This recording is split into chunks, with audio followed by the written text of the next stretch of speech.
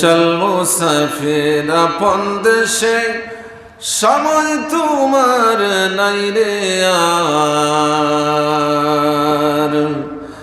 চল মুসাফির আপন দেশে সময় তোমার নাই রে আর। চলবে না তোর বাহাদুরি, যাইতে হবে পরপার। আল্লাহুম্মা সাইয়্যিদিনা মাওলানা ওয়া আলা আলি সাইয়্যিদিনা।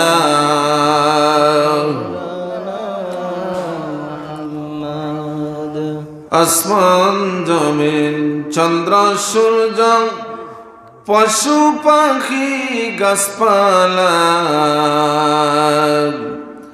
আল্লাহর তাসবিহ নবীর দুরূদ পড়ে সবাই নিরালা। আল্লাহুম্মা সাইয়্যিদিনা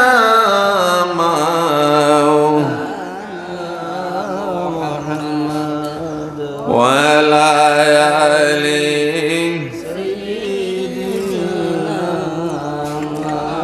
মাওলানা। আরশের নিচে সিজদায় পড়ে কাঁদবেন নবীজি যারে যার। মাফ করে দাও গো আল্লাহ, উম্মত আমার গুনাহগার। আল্লাহুম্মা সাল্লি আলা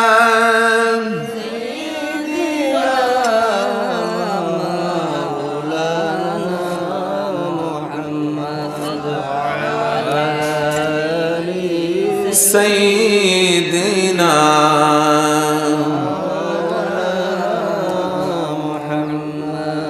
লা ইলাহা ইল্লাল্লাহ লা ইলাহা ইল্লাল্লাহ লা ইলাহা ইল্লাল্লাহ লা ইলাহা ও লা ইলাহা ও লা ইলাহা। কুরআনের বাণী আনিলেন যিনি, তিনি মোদের রাসূল। আল্লাহ লা ইলাহা ইল্লাল্লাহ ও লা ইলাহা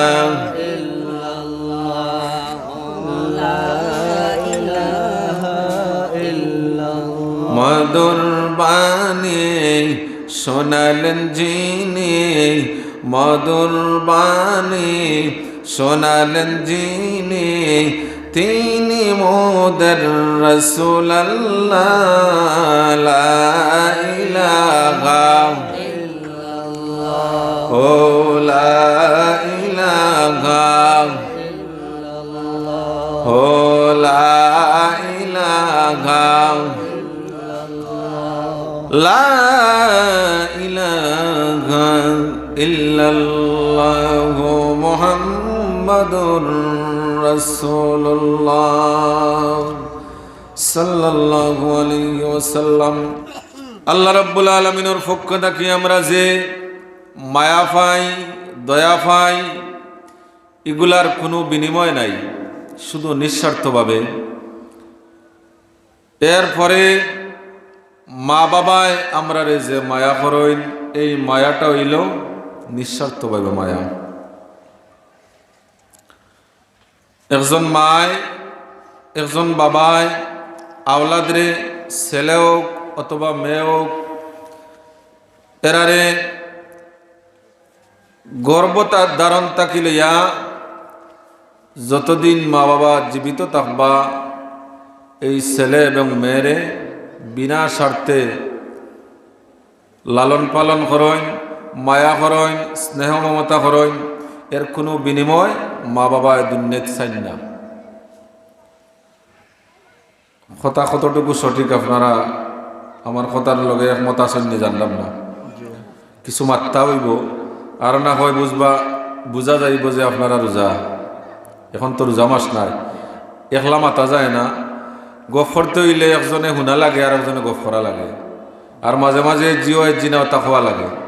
আর না হেন গফ হইতো নাই চাব কললা নাই নি আপনারা আমার বাবার বয়সী মুরব্বী হল কতটা কিলা লাখান লাগে আমার কাছে কইরাম, কিন্তু যেহেতু কর্তব্যের খাতিরে আপনার লগে মাতা লাগে হিসাবে আপনারাও আমার লগে মাততে হইব কিছু বলা নাই নি।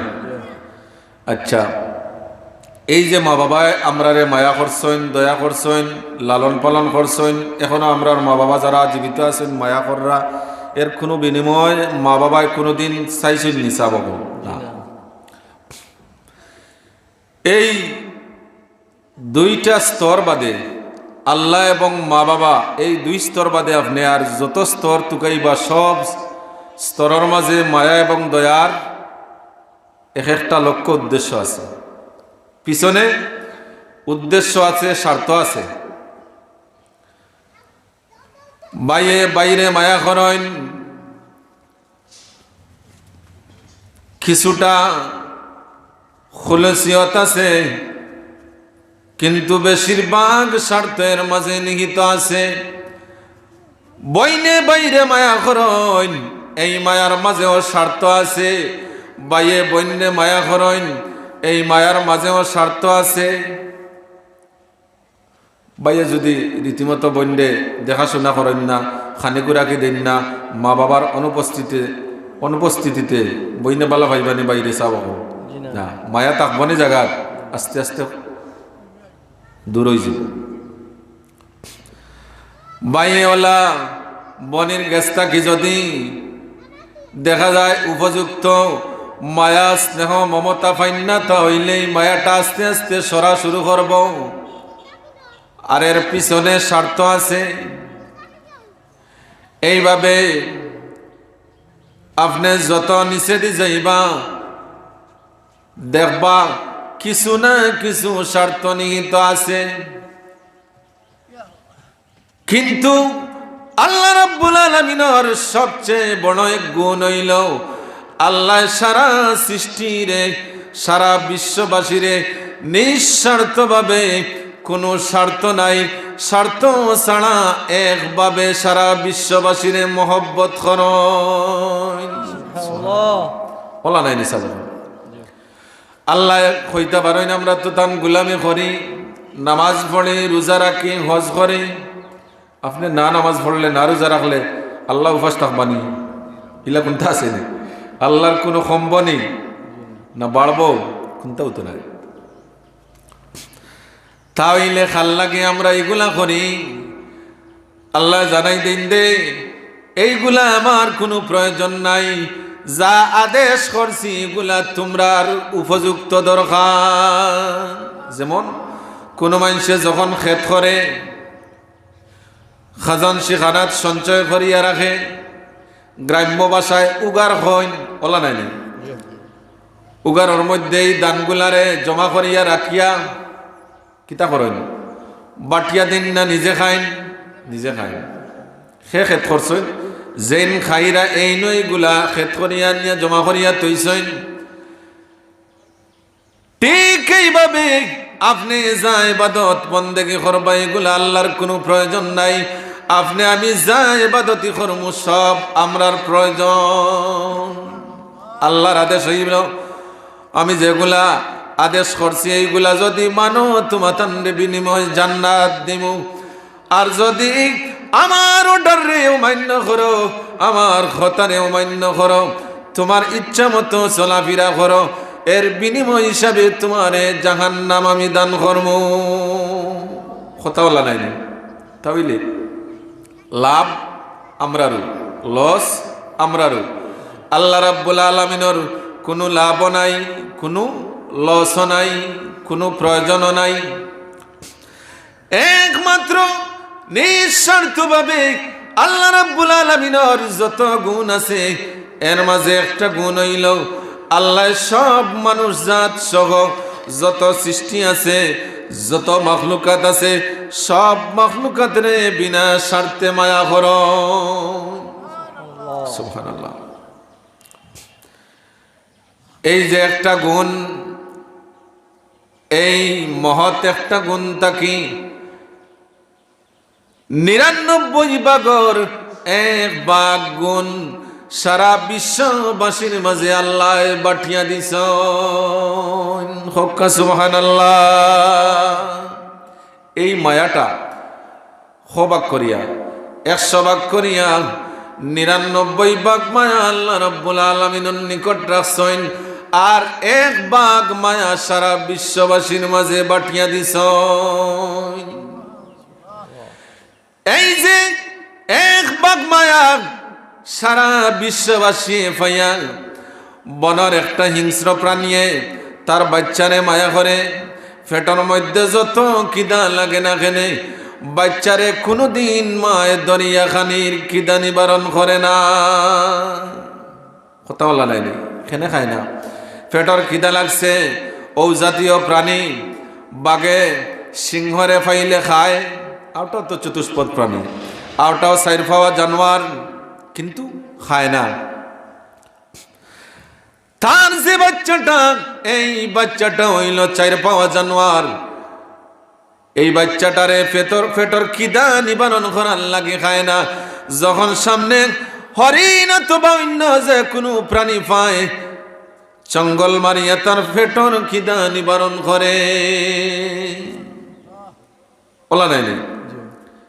এই যে ১ গুণ মায়া, এই ১ গুণ মায়া আল্লাহ রাব্বুল আলামিনে বাটিয়া দেওয়ার কারণে দুনিয়ার সব প্রাণী তার জাতি প্রাণীরে একটু না একটু মায়া করে। এই মায়াগুলা আমরার মাঝেও আল্লাহ বাটিয়া দিছেন। মায় ছেলেরে মায়া করে, এই ১ গুণ মায়া আল্লাহ তাকে পাওয়ার কারণে ছেলে মায়েরে মায়া করে। এই ১ গুণ মায়া আল্লাহ তাকে পাওয়ার কারণে বাবাই ছেলেরে মায়া করেন। এই ১ গুণ মায়া তাইন আল্লাহ তাকে পাওয়ার কারণে বাইয়ে বইনে মায়া করেন, বইনে বাইরে মায়া করেন, দাদায় নাতিনে মায়া করেন, নাতিয়ে নাতিনে মায়া করেন। এইভাবে এক কথায় যত মায়া এখন আল্লাহ রাব্বুল আলামিনে দান করছেন, সব মায়া এখানে একত্রিত করলে আল্লাহ রাব্বুল আলামিনের মায়ার জররা পরিমাণ সামান্য কিছু। এই ১ গুণ মায়া সারা পৃথিবীর মধ্যে বাটিয়া দিছেন। এর কারণে আল্লাহ রাব্বুল আলামিন আদেশ করেন দে ওয়াবুদুল্লাহা ওয়ালা তুশরিকু বিহি শাইআ। ও আমার বান্দা বান্দি সকল, ওয়াবুদুল্লাহ, তোমরা আমি আল্লাহর গোলামি করো, আমার ইবাদতি করো। ওয়ালা তুশরিকু বিহি শাইআ, আর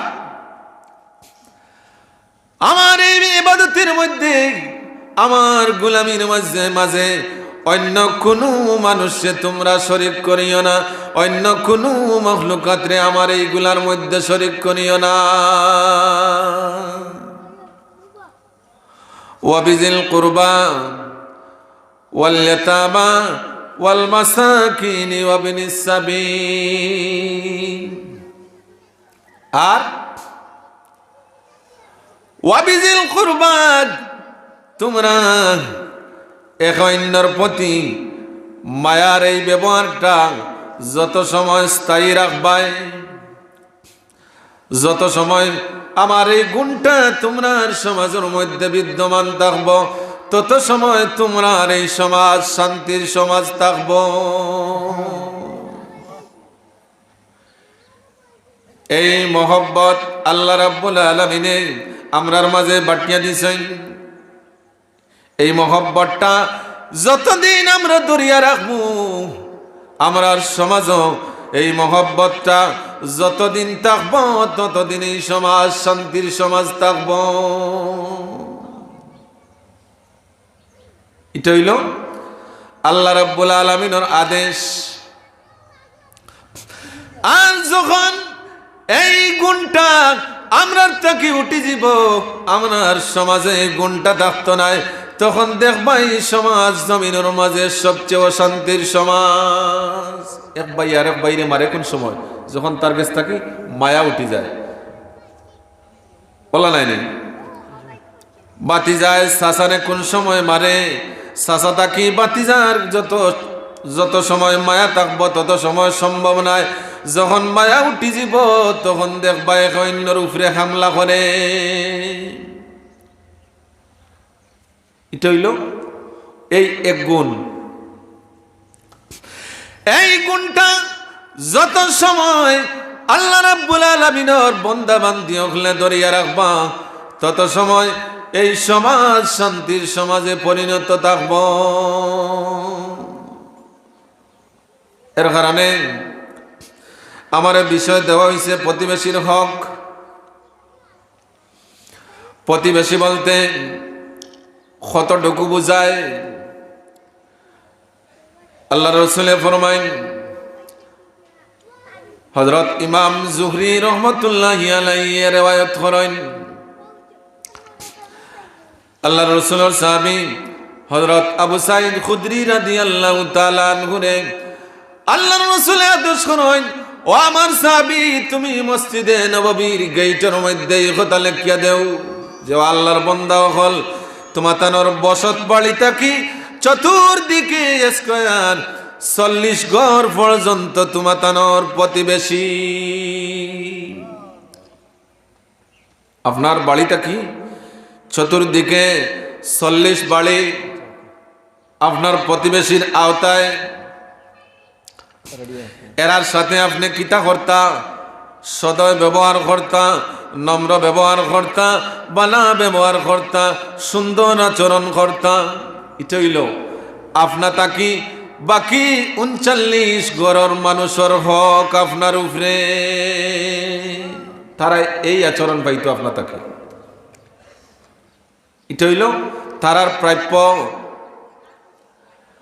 আপনার এই 40 ঘরের ভিতরে কোনো মানুষ যদি অনাহারে অর্ধাহারে উপবাস থাকে, আপনি খোঁজখবর নিতা, এটা হইল আপনার দায়িত্ব। আল্লাহ রাসূলের হাদিসের মধ্যে ইরশাদ ফরমাইন, কুল্লুকুম রাঈন ওয়া কুল্লুকুম মাসউলুন আন রাইয়াতিহি। প্রত্যেক মানুষকে আল্লাহ রাব্বুল আলামিন হাশরের ময়দানে তার অধীনস্থর ব্যাপারে জিজ্ঞাসা করবা। এই যে আপনার প্রতিবেশী 40 ঘরের ভিতরে আপনি কিভাবে এরার দেখাশোনা করছেননি, এরার খোঁজখবর নিছেননি, এরার সাথে আপনি কি আচরণ করছেন, এরার সাথে আপনি কি ব্যবহার করছেন, এটা সব আল্লাহর আদালতে জবাব দেওয়া লাগবে। একবারে পারিবারিক জীবন থেকে রাষ্ট্রীয় জীবন পর্যন্ত, প্রেসিডেন্ট পর্যন্ত আল্লাহর রাসূল এই হাদিসের মধ্যে বর্ণনা করিয়া জানাই দিন যে এই দেশের প্রেসিডেন্ট যে এই প্রেসিডেন্ট যতদিন তার হাতে ক্ষমতা থাকব ততদিনের ভিতরে তার রাষ্ট্রের মাঝে কোনো মানুষ যদি অনাহারে অর্ধহারে মারা যায়, উপবাস থাকার কারণে মারা যায়, আল্লাহর আদালতে এই দেশের প্রেসিডেন্টর জবাব দেওয়া লাগব। সোজা কথা নেই, রাজত্ব চালানি। আল্লাহর রাসূলের সাহাবী হযরত উমর ইবনুল খাত্তাব রাদিয়াল্লাহু তাআলা আনহু অর্ধ পৃথিবীর খলিফা আসলাম। এই পৃথিবীরে 2 ভাগ করিয়া অর্ধ ভাগ তান শাসন আছিল, অর্ধ পৃথিবীর রাজত্ব তাইন শাসন চালাইছ। অর্ধ পৃথিবীরে তান একা তাই নিয়ন্ত্রণ করছেন। এই যে অর্ধ পৃথিবীর মধ্যে আল্লাহর রাসূলের হিসাবই প্রতিদিন কোন রুটিন আছিল যে সারাদিন রাষ্ট্রীয় খামখাজাটাইয়া সন্ধ্যা থাকি সারা রাষ্ট্রের খোঁজখবর লওয়া শুরু করতা। যখন আইয়া সারা রাষ্ট্রের খোঁজ খবর তান হাতের মধ্যে আইয়া পৌঁছিত, তখন এই খবরগুলা তাই যাচাই করিয়া দেখতা যে তান এই রাষ্ট্রের মাঝে কোনো মানুষ উপবাস অবস্থায় রাত্রে ঘুমাইছে নি, কোনো বাচ্চা আনা খাইয়া ঘুমাইছে নি, কোনো পশু আনা খাইয়া ঘুমাইছে নি। এইভাবে আল্লাহর রাসূলের সাহাবী যতদিন রাজত্ব চালাইছেন তান খেলাফত থাকা অবস্থায় একটা বনর পশু রাত্রে আনা খাইয়া ঘুমাইছে না। সুবহানাল্লাহ, এত ইনসাফওয়ালা শাসক আসলাম। একদিন হযরত উমর রাদিয়াল্লাহু তাআলা আনহুর ঘর গেছে, আয়া খবর পৌঁছিল যে একটা ঘর খানি নাই, বাচ্চাইতে কান্নাকাটি কররা, খোঁজ খবর লওয়া শুরু করলা। খুঁজাইতে খুঁজাইতে এই মহিলার বাড়ি বাখরলা গিয়া দেখুন যে মহিলা একটা ডেকের মধ্যে পানি জাল দিরা। পানি জাল দিলে কিছু ডাকে নানি, উতরাইলে কিছু ডাক দেয় নানি পানিয়ে। এই যে ডাকেন বাচ্চাইতে খান্দাত বইয়া অপেক্ষা কররা, মায়ে খানা লামাইয়া টান টান দে দিতার এই বাচ্চাইতে খাইতা, কিন্তু ডেগর মাঝে কোনো চাল দেওয়া হয়েছে না। এই মাই পানি জাল দিয়া বাচ্চাইন্তরে সান্ত্বনা দিরা যে বাবা একটু ধৈর্য ধরো, আর বেশি দেরি নাই, কিছু সময় বাদে খাবার পাক হয়ে যাব, তোমার তান্ডে আমি দিমু। কিন্তু কিতা দিবা, পানি জাল দিরা। এই অবস্থার মধ্যে হযরত উমর রাদিয়াল্লাহু তাআলা খোঁজ লইতে লইতে গিয়ে এই জায়গা পর্যন্ত পৌঁছে গেছেন। জোরে হোক সুবহানাল্লাহ। উমর রাদিয়াল্লাহু তাআলা যখন এই মহিলার জিকাইলা গোমা কি কারণে এই বাচ্চাইতে খান্দন, এই মহিলায় জবাব দিলা যে আমি একজন বিধবা মহিলা, আমার এই বাচ্চাই তিন বাচ্চাই, তারার বাবাই যে সম্পদ হইয়া গেছে না, কোন সুরত আমি কয়েকদিন খাইছি, আজকে কয়েকদিন ধরে এইগুলা শেষ হয়ে গেছে, যার কারণে আজকে বাচ্চান্তর মুখ খাবার তুলিয়া দেওয়ার মতো আমার কোনো ওসিয়ত নাই। বলে দেখো কিতা, বলে এই দেখো ফানি জাল দিয়া বাচ্চানতে খান্দিরা বুঝ দিতাম পারিয়েন না। শেষ পর্যন্ত ওখানে মনে আইল ডেক দেখলে তারা বুঝবে যে রান্না হল। সুবহানাল্লাহ। হযরত উমর রাদিয়াল্লাহু তাআলা আনহু তান গোলাম রে সরকারি কোষাধ্যক্ষর মধ্যে লইয়া গেলা, চাউল ডাইল যত কিছু আছে বস্তা বন্দি করিয়া খাদর মধ্যে লইয়া নিজে বুঝা বইলাম, ফিটিত বস্তা ফালাইয়া এই মহিলার বাড়ি পর্যন্ত আনিয়া দিয়া এখন গমাই, এইগুলা তোমার যতগুলা খানির দরকার আছে আমি সব একলগে দলা করিয়া আনছি, ওগুলা খাও, আল্লাহর শুকরিয়া আদায় করো, আর বাকি যে সময় এইগুলা ফুড়াইব আমারে খবর জানাইও, আমি তোমার বাকি ব্যবস্থা করিয়া দিব। সুবহানাল্লাহ। ওটা করবানি কোনো দেশের প্রেসিডেন্ট আসেননি বর্তমান যুগ, ইহুদি রাষ্ট্র থেকে ঢুকাইলে ইতা পাইবা।